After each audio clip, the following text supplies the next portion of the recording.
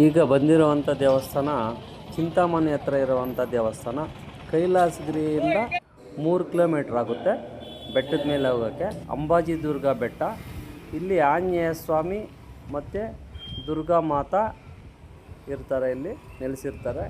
ಮತ್ತು ಶಿವನ ದೇವಸ್ಥಾನಕ್ಕೆ ಮೇಲೆ ನಡ್ಕೊಂಡು ಹೋಗಬೇಕು, ಅಲ್ಲಿ ಗಾಡಿ ಹೋಗೋಕ್ಕಾಗಲ್ಲ.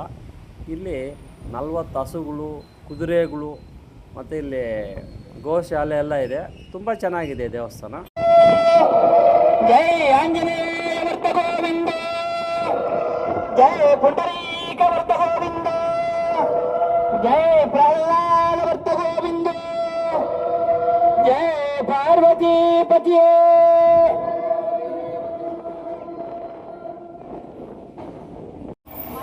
ಈಗ ಒಳಗಡೆ ಹೋಗ್ತಾ ಇದ್ದೀವಿ, ದೇವಸ್ಥಾನ ಒಳಗಡೆ.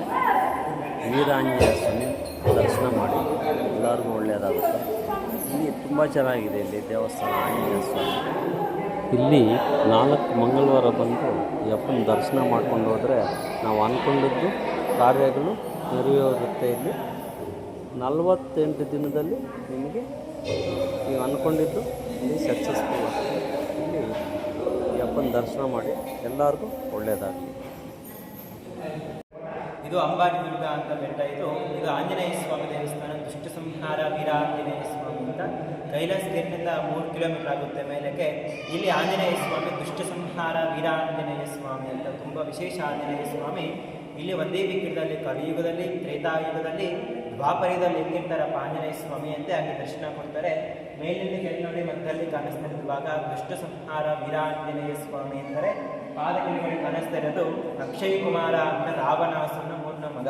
ಅವ್ರನ್ನ ಸಂಹಾರ ಮಾಡ್ತಾ ಇರೋ ಸಂಕಲ್ಪ. ಅಡ್ಡಡ್ಡವಾಗಿ ನೋಡಿದ್ರೆ ಎಡಕೈ ಇರುವಾಯಿತು ನೋಡಿ ಮಹಾಭಾರತ ಸಂಕಲ್ಪ. ಮಹಾಭಾರತದಲ್ಲಿ ಆ ಸೌಗಂಧಿಕ ಪುಷ್ಪ ಭೀಮ ಕೊಡ್ತಾ ಇರೋ ಸಂಕಲ್ಪ. ಇದು ಮಹಾಭಾರತ.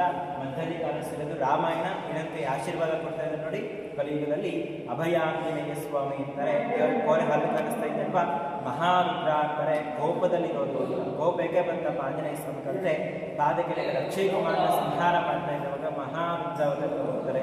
ಅದಕ್ಕೋಸ್ಕರ ಆಂಜನೇಯ ಸ್ವಾಮಿ ಮಹಾರುದ್ರ ಅವತಾರ ತಗೊಂಡು ನೋಡಿದ ತಕ್ಷಣದಲ್ಲಿ ಕೋಪದಲ್ಲಿ ಕಾಣಿಸ್ತಾರೆ ಆಂಜನೇಯ ಸ್ವಾಮಿ. ಇದು ವಿಶೇಷ ಏನಪ್ಪ ಅಂದರೆ ಆಂಜನೇಯ ಸ್ವಾಮಿ ಹತ್ರ ಗದೆ ಇರಲ್ಲ, ಬಾಲದಲ್ಲಿ ಗಂಟೆ ಇರಲ್ಲ. ಇದು ವಿಶೇಷ ಆಂಜನೇಯ ಸ್ವಾಮಿ. ಇದು 2015ರಲ್ಲಿ ಇಲ್ಲಿ ಮೇಲೆ ಫೋಟೋ ಕಾಣಿಸ್ತಾ ಇದ್ದಲ್ವಾ, 2015ರಲ್ಲಿ ಈ ದೇವಸ್ಥಾನ ಫಸ್ಟ್ ಗೆದ್ದಿತ್ತು.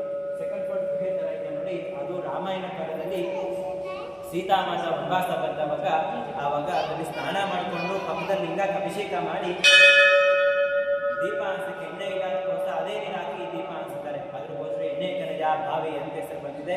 ಅಲ್ಲಿ ಹೋಗ್ಬಿಟ್ಟು ಸ್ನಾನ ಮಾಡಿಕೊಂಡು ಏನೋ ಸಂಕಲ್ಪ ಮಾಡ್ಕೊಂಡ್ರೆ ಕಲ್ಯಾಣ, ಸಂತಾನ, ಉದ್ಯೋಗ ಇಲ್ಲ ಅಂದರೆ 48 ದಿವಸ ಒಳಗಡೆ ಆಗುತ್ತೆ ಅಂತ ತುಂಬ ಜನ ನಂಬಿಕೆ ಇದೆ. ಇಲ್ಲಿ ಏನಾದರೂ ಕಲ್ಯಾಣ ಆಗಿಲ್ಲ, ಸಂತಾನ ಆಗಿಲ್ಲ ಅಂತ ಅರ್ಗೆ ತೆರಿಗೆ ಕಟ್ತಾರೆ, ಅರ್ಗೆ ಕಟ್ಬೋದು. ಇನ್ನು ಮೇಲೆ ದುರ್ಗಾ ದೇವಸ್ಥಾನ ಇದೆ. ಇಲ್ಲಿ ಆಂಜನೇಯ ಸ್ವಾಮಿ ಕ್ಷೇತ್ರ ಪಾಲಕ ಅಂತ ಪ್ರತಿಷ್ಠಾಪನೆ ಆಗಿರೋದು. ಇನ್ನು ಮೇಲೆ ದುರ್ಗಾ ದೇವಸ್ಥಾನ ಮೂಲದೇವರು, ಬೆಟ್ಟಕ್ಕಿಲ್ಲ ಮೂಲದೇವರು. 300 ವರ್ಷ ಹಿಂದೆ ಅಂಬಾಜಿ ದುರ್ಗ ಅಂದರೆ ದೊಡ್ಡ ಊರಂತೆ. ಈ ಊರು ಕ್ಷೇತ್ರ ಪಾಲಕ ಅಂತ ಇಲ್ಲಿ ಆಂಜನೇಯ ಸ್ವಾಮಿ ಪ್ರತಿಷ್ಠಾಪನೆ ಆಗಿರೋದು. ಅದ್ರ ಮೇಲೆ ದುರ್ಗಾದೇವರು ಈ ಊರಿಗೆಲ್ಲ ಗ್ರಾಮ ದೇವತಾ ಅಂತೆ. ಇಲ್ಲಿ ಬಂದು ಯಾರು ಬರ್ತಾರೋ ಎಲ್ಲರೂ ಅಮ್ಮನ ದರ್ಶನ ಮಾಡ್ಕೊಂಡು ಮನೆ ಹೋಗಬೇಕು ಅಂತ ಇನ್ನೊಂದು ಸಂಕಲ್ಪ ಇದೆ. ನೀವೇನಾದರೂ ಸಂಕಲ್ಪ ಮಾಡ್ಕೊಳ್ಳಿ, 48 ದಿವಸ ಒಳಗಡೆ ಆಗುತ್ತೆ. ಇಲ್ಲಿ 48 ಹಸುಗಳಿದ್ದಾವೆ, ಗೋಶಾಲೆ ಇದೆ, ಕುದುರೆಗಳಿರ್ತವೆ, ನಿತ್ಯ ಅನ್ನದಾನ ಇರುತ್ತೆ. 2 ಜೀಪ್ ಇದೆ ಇಲ್ಲಿ ದೇವಸ್ಥಾನಕ್ಕೆ, 2 ಜೀಪ್ ಇರುತ್ತೆ. ಬಂದು ಕೈಲಾಸಗಿರಿ ಬಂದರೆ ಸಾಕು, ನಿಮಗೆ ಫೋನ್ ಮಾಡಿದ್ರೆ ಬಂದು ಕರ್ಕೊಂಡು ಬಂದು ಕೆಳಗಡೆ ಬಿಡ್ತಾರೆ. ಇದು ಆಂಜನೇಯ ಸ್ವಾಮಿ ಕೈಲಾಸಗಿರಿಯಿಂದ 3 ಕಿಲೋಮೀಟರ್ ಆಗುತ್ತೆ. ಇಲ್ಲಿ ದುಷ್ಟ ಸಂಹಾರ ವೀರಾಂಜನೇಯ ಸ್ವಾಮಿ ಅಂತ ಹೆಸರಲ್ಲಿ ಇಲ್ಲಿ ಪ್ರತಿಷ್ಠಾಪನೆ ಆಗಿರೋದು. ಆಯಿತು. ಜೈ ಶ್ರೀರಾಮ್.